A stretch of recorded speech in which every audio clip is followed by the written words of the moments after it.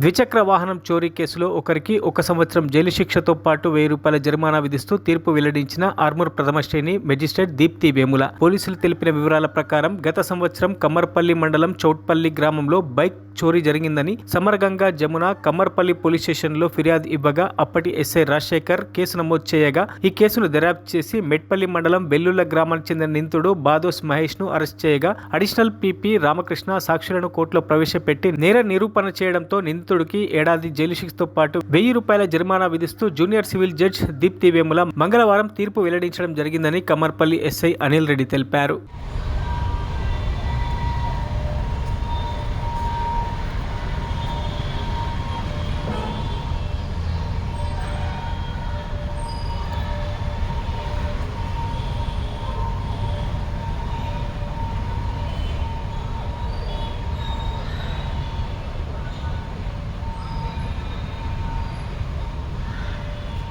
మరిన్ని అప్డేట్స్ కోసం మా ఛానల్ని సబ్స్క్రైబ్ చేయండి.